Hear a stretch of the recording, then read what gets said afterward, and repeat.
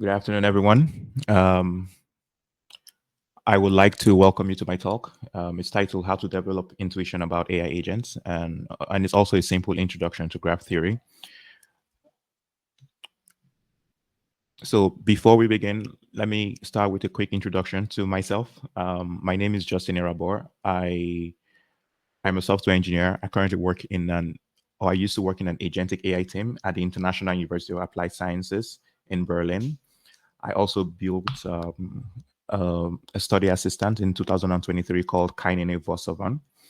And I was also the founding engineer at the agentic AI team in 2023 at IUBH.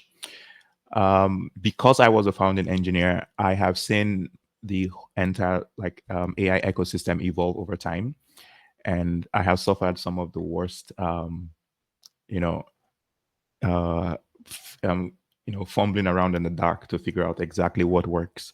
In the early days, we had Microsoft AutoGen. That was the de facto multi-agent framework. It was completely, absolutely immature, and I kind of cut my teeth on it. And right now, it's a lot evolved now. But what I learned while exploring that was I accidentally chanced upon graph theory. This is just a mathematical notion of graph theory, and it ended up being like the perfect way to think about building agents. And so today I want to take you on a journey. And in this journey, we are going to learn how to build, how to think about multi-agent systems rather than building them. I am hoping that at the end of this talk, we'll emerge from this, unshackled from frameworks, from two, also from thinking in terms of higher level abstractions, and then we can think lower level in the way that we orchestrate agents. That's my very modest goal with this talk. So I have sectioned this into 2 points. The first part where I want to make sure we have shared foundations, because we're still super early in the agentic AI space, and I don't know what experience one of you might have related to the other. So I just want to start with a shared understanding, and then we'll go into graph theory. So let's talk about agents. If you've been consuming a lot of media and news in the space, there are many ways people define agents, and some of them are kind of opaque. Some people will say something like, oh, an LLM is an agent. And then some people will tell you that an LLM is not an agent until you give it a tool call, for example. I like to think about it purely as an abstract mathematical concept as well. And so the bit of equation that you see at the very top is it basically says policy for an action given state maps to a state of probabilities of actions given state. What does that mean? It means that an agent is an entity, right, that can take input from its environment, right? We say the way it takes input is through sensors, and it acts on those environments or on the environment. So it changes its environment via something called an actuator. So what is an agent? A human being is an agent, right? If I feel hot in a room, for example, and what is my sensor here? My skin. I can then go and like modify the thermostat, and then my digits, those are my actuators. This generalizes well enough that we can think about anything that behaves like this as an agent. And the way that we map a set of states changes, a sort of actions to a set of state transitions, that's what we call a policy, right? So you will hear things like people say an agent has an agent policy. It just means how does the agent react to state and how does it transition into different states. With that said, the difference between like a broad category of agent and an AI agent is that an AI agent is modeled after human consciousness, which means that there is not just states and actions, there is like a robust thinking and reasoning step, right? So AI agents are the closest things to a simulation of our own brains. So because of that, we have some emergent properties. With the function, with the ability to call tools, we have something called the react pattern. And the react pattern is, in a nutshell, the ability for an agent to take action, reflect on what it has done, and take subsequent action. So you can see here on this graph, we have thought, we have action, we have observation. So you can ask an AI, for example, to get the weather, and it says, okay, the user is asking me to get the weather. So it's thinking, this is what I'm going to do. And then the action is, call a tool call, get weather, a function. It calls this function, it sees the results. So now it's observing the results.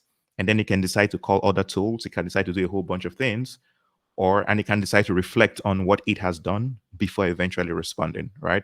That is the unlock, right? That is what gives us the agent policy. So that's what an AI agent is. So I'm going to go to the next slide now. So another thing you might hear when people talk about agents, some people say workflows, agentic workflows, and you hear agentic workflows, you hear agents. I want to make the distinction today because it will help us down the line when we're building agents to know when we're thinking in terms of workflows and when we're thinking in terms of agents. Those two things have a lot of overlap, but there is a nice enough distinction that I want to tease out before we go further down. A workflow is predictable. It's a predefined sequence of tasks. When you see a workflow, it looks like a horizontal line this way that goes from one step to the next, to the next, and to the next. It is a very scripted, debuggable process. It's usually not complex. A lot of what we consider agentic systems today are mostly workflows. And when people say our stuff didn't get to production, it breaks in production, you will find that it's because they are building agentic systems. Workflows are pretty stable, is the point I'm trying to make. Agentic systems are more dynamic, autonomous, and goal-driven. So before we started talking about LLMs, we used to speak about agentic systems in the context of reinforcement learning. And so the idea is you give an agent a goal, you don't specify how it should do it, but it's able to, feel around this environment and take action towards a goal or away from a non-goal, So the key word to the difference between an agentic system and a workflow is that an agentic system it has agency. You do not program all the possible set of moves. You give it leg room to make decisions. Why in a workflow, you design every single step, right? As a heuristic, I like to say that if you're working with a workflow, when you're drawing the diagram of that entire thing, you can draw it start to end. You know how it works. But when you're working with agentic systems, there are several parts of the system where it's like a black box, right? It's like the agent is going to do a whole bunch of things that I can't map right now. This entire flow will happen at runtime. Then you know that you are working with an agentic system.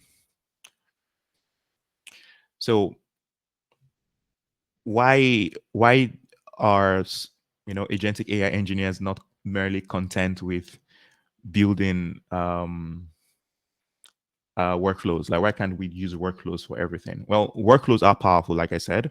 As you can see here, we have a very simple workflow that goes from start, give it a task, you have a decision, yes, no, and then you enter into a logic, you enter into a final outcome. That's a workflow, right? They are directed, right? And they are acyclic. By directed, you can see that it has arrows. So these arrows point to a direction. Acyclic means it doesn't loop back to itself. Those are the basic conditions for a workflow. It's very easy to think about those things. In an agentic system, though, right, you now have a way more complex flow, right? You can have things loop back into themselves. You can have things be undirected, which means that the relationship that goes down also comes up. Like we don't assume that it's only a one direction flow. You can be bi-direction. It can be multi-direction, really, and that gives us more leg room. And that gives us, so it's a way powerful tool to think about agents, but also gives us like a lot of foot guns, which I'm going to explain like further down in the line. So when do we know we have exhausted utility with workflows? I would say that as soon as we have to start thinking about the topology, and that's a massive word. So let me try and break that down real quick. So when we are modeling the relationship between multiple agents in a system, and this will be explained better when we get into graph theory, by the way. When we model the relationship and the dynamics between agents in a system, we also need to know the hierarchy, right? So there's an agent, for example, that might coordinate multiple agents, which means that in the hierarchy, this agent topologically is higher than the other. We can have like a complete agent graph where every single agent is connected to multiple agents, which means that every agent affects the state of every agent and so on and so forth. We can have like the linear graph like I showed earlier on. So the topology is just that every single agent is hierarchically the same and they're just moving state across from each other, right? We get to ask ourselves who is in charge, right? And if you've used like a Google Gemini or ChatGPT or Claude, and you've used deep research, what you see is if you want a deep research event to fire, you make a request to an agent, to your assistant, and the assistant does a whole bunch of things in the background. If you unfurl and expand that, you will see that it has created like a whole bunch of sub agents that are doing other things in parallel, and all of that happens like magic. But fundamentally, the primary assistant controls that flow, right? And then there are many other agents in subflows that also handle control. So it's kind of hard to model that using a workflow. So then you enter into like a more agentic systems. You also have to ask yourself when you're thinking about agents, how am I handling state? Do we have like local state where there's a cluster of agents that only care about this specific kind of state, and then there is a global state that all happens across the system? So you can think of that like you're mapping or you're modeling human neurons, and so like you have a local cluster that just cares about, say, user bookings to a website, and that cares about like the entire user journey and so on and so forth. And you also have to think about like your agent messaging protocols, right? So how do your agents talk? Is it P2P, which means that the only agents who can talk to each other must be connected somehow? Or is it broadcast? If I send a message here, will it distribute across the entire system very quickly? Microsoft Autogen, for example, allows you to do P2P and broadcast today, which means that you can have agents subscribe to messages from agents that they're not connected to, which makes messages jump from one point to the other. Or you can just make it pure P2P. The only agent that can respond to something has to be connected. It has to be like a direct relationship between both of them. Okay, so we did that very quickly, and I hope I was able to give you like a quick crash course into this, because now we're entering into actual graph theory. All right, so let's talk about graphs. What is a graph? According to the mathematical textbook, it's a book on pure mathematics titled Introduction to Graph Theory. A graph is an object consisting of two sets called its vertex set and its edge set. Now, the vertex set is a finite non-empty set. The edge set may be empty, but otherwise its elements are two element subsets of the vertex set. The first time I read this definition, I was completely lost. And this was 3 years ago, I think, when I first read about graph theory. But it is intuitive to understand it. And I argue that if we understand this particular slide, then my job here is done, right? So a graph is a collection. A graph is a collection. Just imagine. So in math, we try not to define things a little too precisely. Otherwise, we might by definition omit a bunch of things. So think of a graph as an abstract concept, right? It's a collection of two things. If you open the graph, you will find two things there. That's what you should know, right? The first thing you will find is a set, right? I hope I don't have to define a set, but I'm happy to go down to explain that as well. The first thing you will find is a set. And the very first set is a set of vertices. What is a vertex? A vertex. A vertex is an entity that we want to represent as having relationships with other entities. That's it. So if you think about the social network graph, right? The vertices may be the users in the graph. That's it. If you think about a map, right? The vertices are locations in the map and how they're connected to each other relative to one another, right? Anything can be a vertex, which is why graph theory is a great way to think about like generalizing about many, many things, right? So first of all, in a graph, we define all the vertices. These are all the objects, the first class citizens of this graph. And then we define an edge set. So we've defined the vertex set. It's just a list of all the vertices. And then inside we have the edge set, which is a list of the relationships between the vertices. And that's why there are two elements in each graph. I'm going to show you a visualization in a second, and that will explain it better.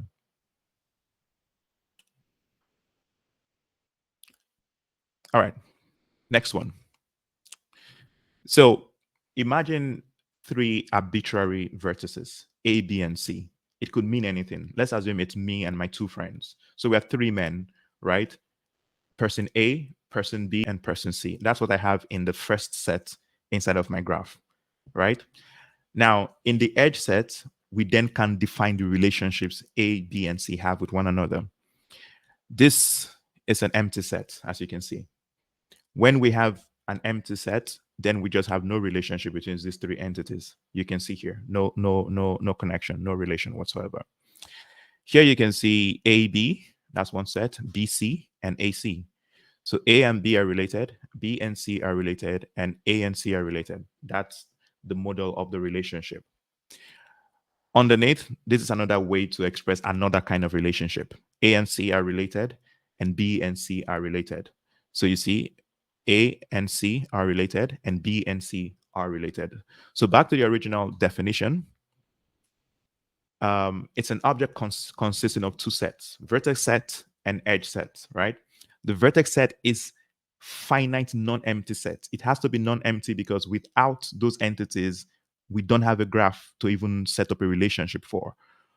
But the edge set, like I've shown you earlier on, can be empty, in which case we have entities, but they're not related to one another. It's still a graph.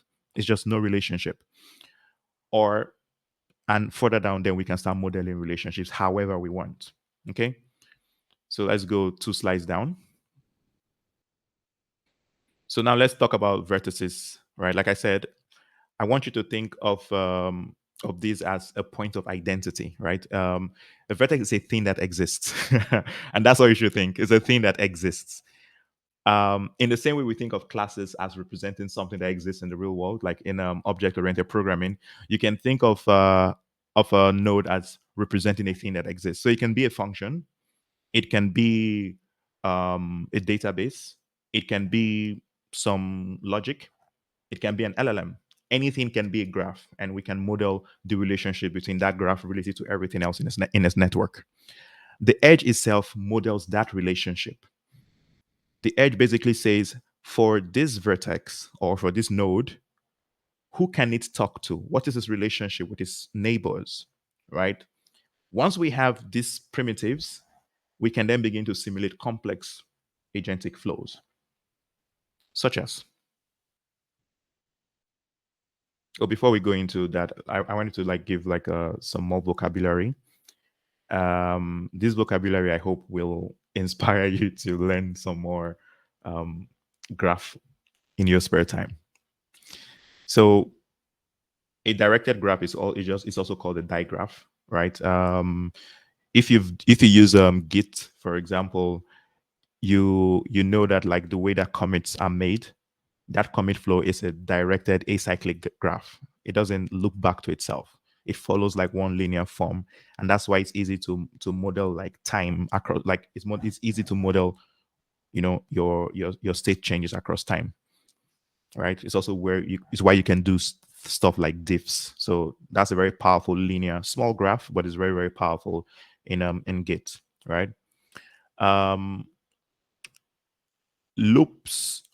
Loops are vertices joined to themselves. Now, loops are technically not supposed to be, like, in terms of mathematics, they're considered mathematically impure.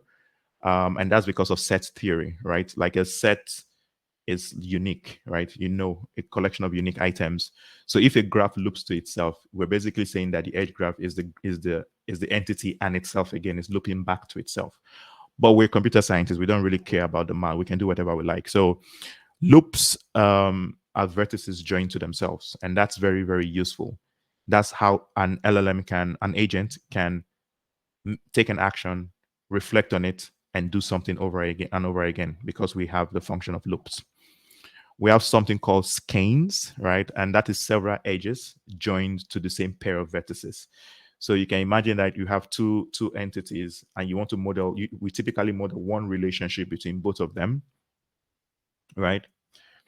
We keep those two definitions this way, right? We model them, we say you and you are related in some arbitrary array. That's a relationship. If we create more than one relationship between those agents, right, then we've created something called a skein, and that's what we call a multigraph.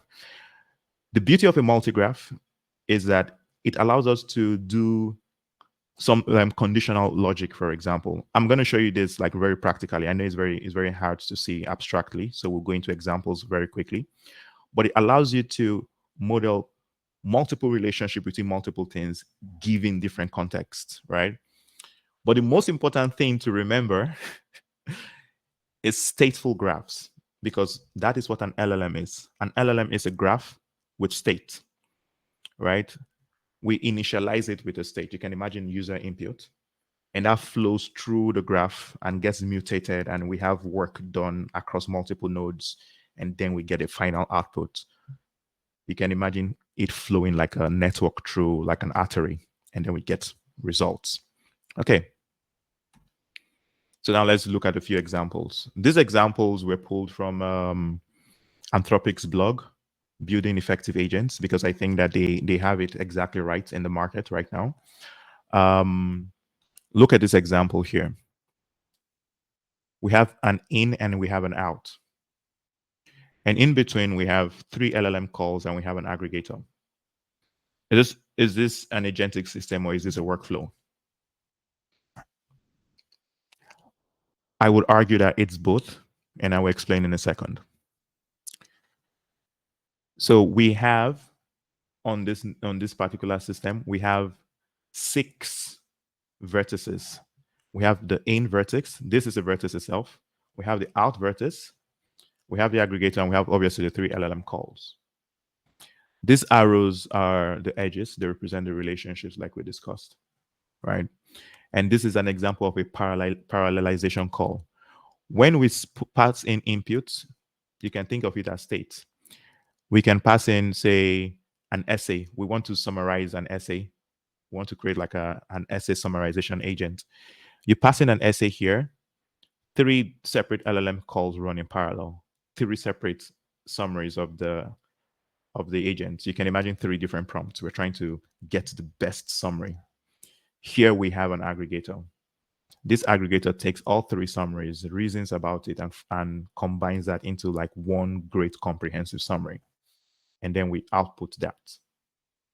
How will we think about that purely in terms of graphs? This I leave as an exercise to you because it's really, really straightforward. But I'm going to show you how I would think about something like an orchestrator worker system. Here again, we have 1, 2, 3, 4, 5, 6, 7. We have 7 vertices. You can see the vertex set here represented here. And then we have the edge set that explains the relationship between these things. When you see dotted lines here, it means probable paths. It doesn't mean that that path is definitely going to happen, but these are probable paths. When you see dotted lines like this, then it means that the orchestrator is doing some reasoning, that is doing some conditional reasoning. What's a great example of this, right? A research agent a deep research, ChatGPT deep research, for example, is a great example. You can make a request here and say, I would like to study, I don't know, plants in Brazil. The orchestrator thinks about that and says, you know what, I'm going to call a bunch of agents, and all of those agents are going to run in parallel. They're going to do all the research. I'm going to synthesize it, and then I'm going to like get my output. This is an orchestrator worker flow. This is also a workflow, and this is also an agentic system. We have an agentic system here. We have an agentic system here. Like I said, if you go deep into this, you find another agent, could be a sprawling graph in itself. And then all of these, this is a workflow. You can see, like I said, it's a linear graph. It's directional in one direction. Cool. LLM routing. This is I think one of the most obvious intuitions around agents, you have a request coming from a user, and to a customer support agent, for example, and then you have a router right in the middle that says, okay, if this is a call about my card, route to this guy. If it's a call about customer experience, route to this. If this is an issue with my account, route to this. So three logic, three calls. Only one of them is deterministic. The rest of it is, the point is, it's all deterministic. Only one part happens, right? That's the point of a routing agent. It always follows one path. Okay. Um, and this is my favorite, right? It's my favorite, and that's why my company is named Humans in the Loop, right? We have a perfectly autonomous agent, and this agent has been given like full control in an environment. You might see this pattern where people put an agent in a Docker environment, and it can write code and it can do a whole bunch of things. And the only reason it should stop is when it's unclear about something. Then you have a human in the loop. But beyond that, this agent can just keep on running and running. It's a self updating agent and a self healing agent. Okay. And yes. So why intuition about graphs? Well, I would say that if you think purely in terms of graphs, what you're gonna notice in your first month or two is that you become better able at breaking down complex systems in your head as just many vertices and the nodes and the edges that connect them. Also, you break away from the tyranny of frameworks. You no longer worry about, oh, does this framework implement things the way that I want? You can just think more abstract. You can abstract away from frameworks. You can pattern match about the best graph relationships, like I showed you earlier on. And graph topologies are really expressive. Like, you can visualize a graph, and also a lot of graph-based systems have visualizations, which means that the view of the graph itself explains the system. And I like that. If you're designing a graph system, the output itself explains itself. Okay, and three more gotchas and foot guns to pay attention to when you're designing agentic systems. It's not native to graphs, but graphs make it easy to notice when you're making these mistakes. Back channels. Like I said, a stateful graph-based system uses graphs, uses state to manage behavior. But what happens if agents are, communicating through like over the wire database calls? You will think your graph should flow this way, but you're finding jumps across your nodes because something mutated a database, and an agent downstream of where you wouldn't expect begins to react differently. That's where you have a lot of hallucinations and really terrible LLM outputs. You should simplify your state very early in the beginning. I would say that that's one of the most important lessons I had to learn. I started like with this massive pedantic model. I was thinking about just mutating state up and down the graph based system. Be as at a point I could no longer think about my own system. So do start very small, start very clean, start very simple, and finally pay attention to cycles. If your graph has a cycle where an LLM is or an agent is looping back into itself, oh, you're going to learn a bitter lesson sooner or later if you don't really pay attention to that. So I would say make sure you have enough conditional escape logic. If you have a cycle, make sure for example, you can put like a max loop. If the cycle loops more than 10 times, break out whether it succeeds or fails. If you're using paid API keys with OpenAI and everything, then you know that can run up into like a massive tab very quickly. And thank you very much. I hope this has inspired someone to have a look at graphs. I have shared some resources here that I think do very good work explaining how to think in a graphical manner. And yeah, thank you very much, guys.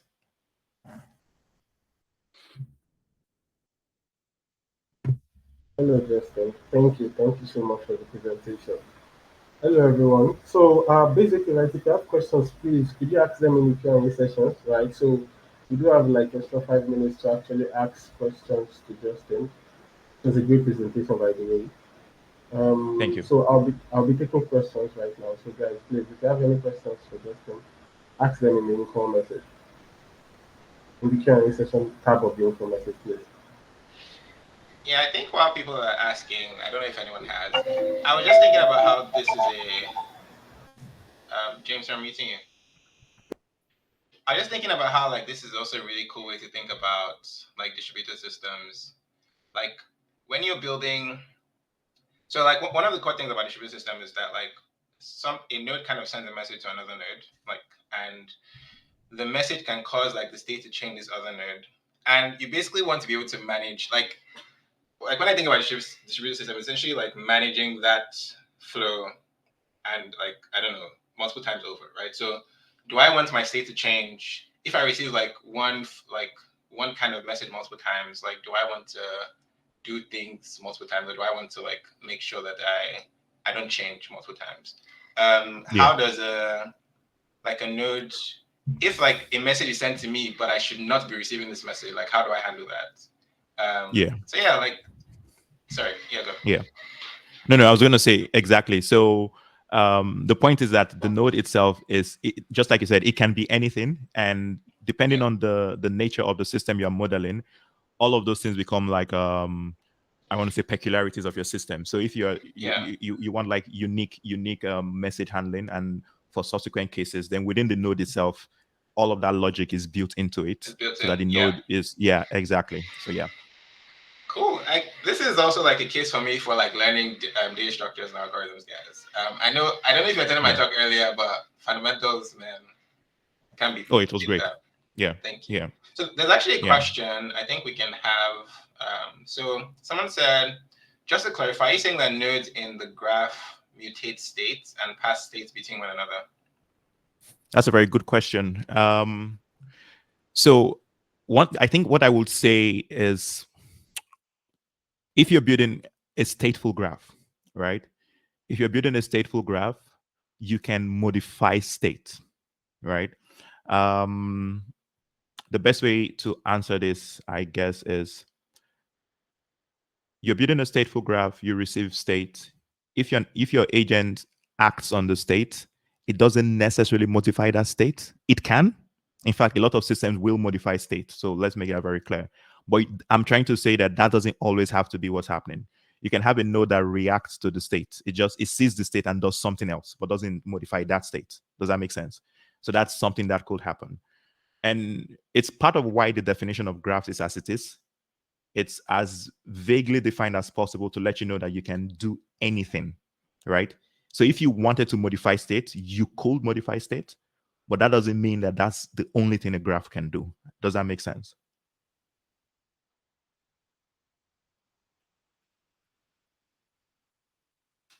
I hope I was able to clarify that. Otherwise, I can expand further on it. Cool. The person said it does make sense. Yeah. Okay. Thanks. Yeah. All right. Does anyone have any other questions? Otherwise, we can get 2 minutes back. Anyone? Yeah. I think I saw a few questions in the beginning. Oh no. Oh no, that was just. Yeah. Okay. All right. Thanks, guys. Thank you so much. Thank you so much for your time, Justin. This was. Oh, someone wants you to go over state and mutations one more time. Okay. All right. Cool. So let's think more visually, right? So let's assume that we have a very simple agent system that is like a book review pipeline. You're an author, and when you write a book, you want to create like an agentic editor. The job of the editor is to review the book and make corrections or make requests that you edit. The state in this case is your book, right? There's a book you pass into the agent state. In the very beginning, maybe you have like a review agent. The review agent takes your state, creates new state, right? Which is the reviewed book. In this particular context, we are not mutating state at all, right? Your book doesn't get mutated in any point, but you're going to get like at the end of the book, you're going to get an edited book, but you wouldn't think of your book as having been mutated, because one agent basically creates like a reviewed version of your book, and then breaks all those reviewed versions into sections, and all of these agents get like sub versions of state. They process them. Maybe each chapter gets broken down and reviewed, and then you get all of that combined again into one agent that then puts everything back into a book, and then finally you output like a new state. So in your state design, you can have two different states. You can have an incoming state, which is the book itself, and the outgoing state schema can just be like the editor reviews. So your book goes in, but what comes out is a review, which is different from a book. In that case, you're not really mutating states, but the state itself was a necessary entry point, and that's why the state itself is a vertex, like I showed you. It's a node that basically kickstarts the whole thing. To model a state, does it make sense to model state as a vertex? Oh yeah. So state always starts as a vertex. So if you use something like LangGraph, you will find in LangGraph that state always starts the vertex. If you think about it, like from the user interactions perspective, the message that you send to Claude, that is the first vertex of a complex graph that might be plotted as soon as you send that message. Does that make sense, Emmanuel? Okay, thank you. And Henry, please tell me, did my second once over clarify things for you? Perfect. All right. Thank you very much, guys. All right. I think we're done now. So next session starts in 4 minutes. Thank you, everyone. Thank you, Justin, for your time. This was great. Thank you. Yeah. All right.